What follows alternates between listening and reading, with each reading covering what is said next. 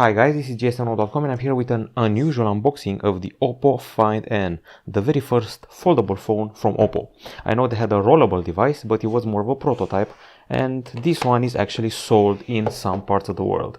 So here it is, it's the OPPO Find N, and it feels like a smaller Galaxy Z Fold. That's the vibe I'm getting. There are people saying that the Z Fold series is too big for their hands. Well, this one is actually a bit tinier, as you can see here for yourselves.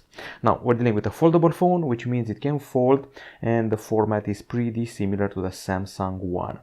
Now in the countries where you can actually buy this device, it's around $1,600, and I've already set it up, I've already played with it, and it's time to see what it offers us through this unboxing. Okay, so first things first, we have an elegant black box here, an unusual one, and let's see what's inside. So this product was launched around December 2021. It's still pretty fresh. We're in January 2022 right now. And this is the charger with a USB-A connector and these two prongs, which may require an adapter in some European countries. It comes with the promise of a 33-watt charging, which is not very flattering nowadays. We have come to expect at least 65 watts, especially since OPPO launched quite a few phones with 65-watt charging. Also in the box we have this envelope here, which includes these little trinkets. So we have the warranty card and product information, some details here, and a QR code. This is a quick start guide, and here we have the metal key and some extras here, probably a bundle software or such things. And here we have the cable, which goes from USB-C to USB-A. And that's pretty much it as far as the content of the box is concerned. I would have expected maybe a sort of case, something flashier, maybe a pair of headphones, considering the price we're paying, but this is their very first foldable phone, so they've got time to learn. Plenty of time. Okay, so we've covered the innards of the box. Let's close it up and let's focus on the device. So first things first, let's turn down the brightness a bit because it's a tad too bright, this one. And let's talk about the handset. When closed up, it's pretty beefy and thick. It has a hinge which reminds me of the Galaxy Z Fold series. It's 15.9 millimeters in thickness. That's when folded. But when you unfold it, like this, the thickness goes down to a mere 8 millimeters. It weighs a decent 275 grams, and unlike a Galaxy Z Fold, this is actually easier to handle with a single hand, both in folded mode and unfolded mode. Now, as far as the other things are concerned, we got glass at the front, and when I say front, I actually mean this side here. This is glass which benefits from Gorilla Glass Victus protection, and at the back side we should also have Victus, Gorilla Glass Victus, while inside we only have a plastic protection, so be careful when you're using nails on the screen. We got an aluminum frame here, which is quite sturdy and beefy, and a hinge which you can see here, and once again resembles the Samsung Folds. People have been asking me if this device has a visible crease or not. I think with this white background you can tell for yourself. It's about as visible as the one from, you guessed it, Samsung. Okay, so far so good. We have this easy one-hand usage. Another thing I want to mention is the fact that there's a premium material here. The ceramic is used for the camera island, which is quite nice to see. We also have a proprietary Flexion hinge here with 136 components with a water drop internal design, and sadly no IP certification. The good thing is that there are no gaps when you close up the device. As you can see here, no gaps whatsoever. Okay, so aside from that, I think we can cover the display now. I'm going to start with the external one because it's, well, comfier to access in this format. So first things first, the outer display is rather small, if I'm being totally honest. It's a 5.49-inch AMOLED screen with a resolution of 1972 over 988 pixels, quite atypical, sticks to 60 Hz refresh rate. And now we go inside. Let's see how fast the transition is. And here we go.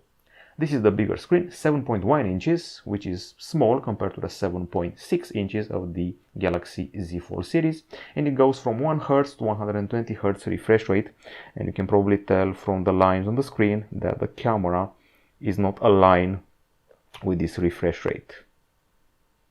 Okay, now aside from that, we have HDR10 Plus support and up to 1000 nits of brightness. Now if you get rid of the white background, it's easier to handle the image without the lines.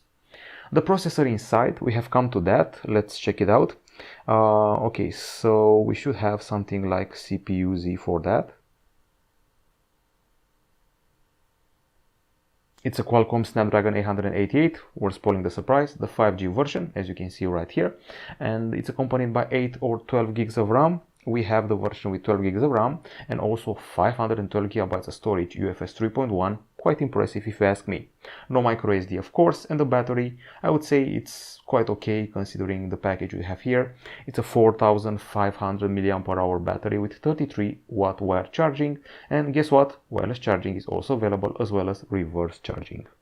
Stereo speakers are part of the package. You can see holes for the speakers here, and my guess is that by stereo they mean just the bottom ones, and possibly an earpiece here at the top to accompany them. I'm guessing that's what they mean. We don't have an audio jack. We do have a fingerprint scanner here in the power button. It's side mounted, and when it comes to connectivity, I would say we're fully covered. We're getting the whole treatment. I'm talking about Wi-Fi 6. I'm talking about 5G connectivity. There's also Bluetooth 5.2, GPS, GLONASS, and there's also NFC if you want to perform payments. And at the bottom you have your USB-C 2.0 port. And finally we have reached the cameras. Now, first things first, we have two selfie cameras. This is the inner one, a 32 megapixel shooter for your selfie needs with a Sony sensor. And there's the outer one, which is also 32 megapixel and also a Sony sensor. If I'm not mistaken, the exact same sensor here at the top side. Both have punch holes. Now on the back side, things get a bit more interesting with this ceramic module. We have here the promise of a 50 megapixel camera. Actually, the main camera is a 50 megapixel shooter, Sony IMX766, and it has omnidirectional phase detection autofocus and optical image stabilization, which is actually not bad. Aside from the main camera, we have a 16 megapixel ultrawide shooter with a Sony sensor once again, and a 13 megapixel telephoto camera with only 2x optical zoom, which is rather modest. Dual LED, dual tone flash here, and I'm guessing some extra sensors here for laser focus and all that jazz. There's 4K 60 frames per second video capture, AI features and more, but you don't have to listen to me. You can actually check out the camera design for yourself, actually the camera features. The device has a pretty old school, I would say, camera interface with this Rolodex type design. Night mode, video mode here. There's portrait, there's photo, then portrait, and then the more section with the expert, which is basically a pro mode, panorama, movie, slow-mo, dual view, text scanner, and Brino scan. And in the photo mode, you can see the switch from ultra-wide to the telephoto camera to the full 50 megapixel shots. We also have the AI feature, we have HDR and some extras here.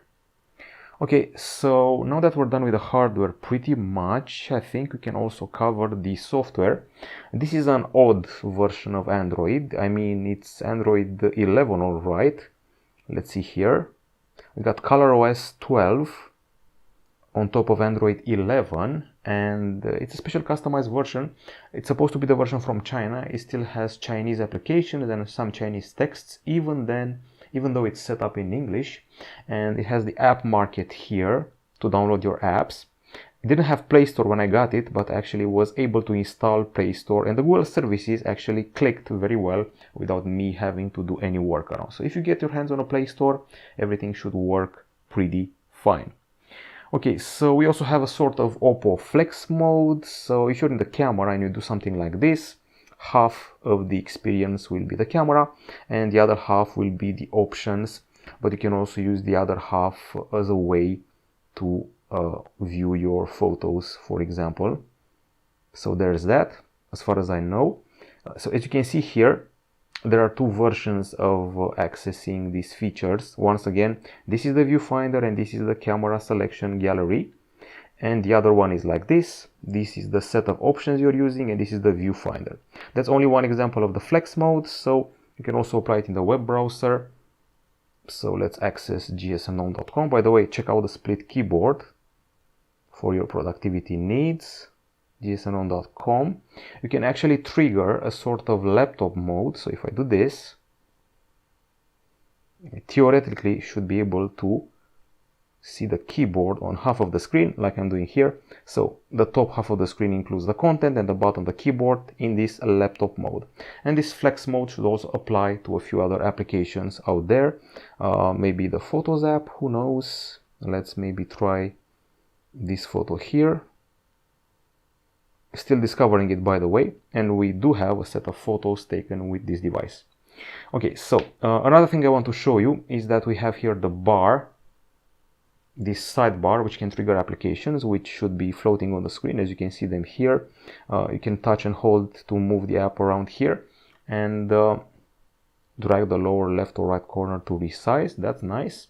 And of course, there's also the split screen multitasking. If you can do something like this, browser, and this one can either float on the screen, or you can open this. So right now we have three apps open at the same time. There is the web browser, there is the app store, and then there's the small window with the gallery here. So three apps open at the same time, just one example we have here. Okay, and when you're done, still getting the hang of it, okay, you can make this big, and you should be able to make this disappear. Okay, so we're done with that. And this pretty much concludes our unboxing. Let's hold the device in a proper manner. You can actually hold it like this with the hinge at the top, or you can hold it like this if you want to. Depends on what you want. The preferred mode of usage is this one. Okay, so in a nutshell, a few ideas here. It's basically a more compact Galaxy Z Fold, easier to handle with a single hand, and with a pretty promising camera from what I've seen so far. It has a pretty interesting build with that new Flexion hinge with that camera island made of ceramic. It stays a limited edition product with some Chinese areas of the interface without a Play Store, which you have to install. So there's a few compromises here, and also quite expensive compared to the Z Fold, but we do have a lot of RAM and also a lot of storage. We'll be back with a full review pretty soon. Hopefully there's a lot to unpack about this device. Once again, a pretty limited OPPO Find N limited edition foldable. That's it from us. Bye bye.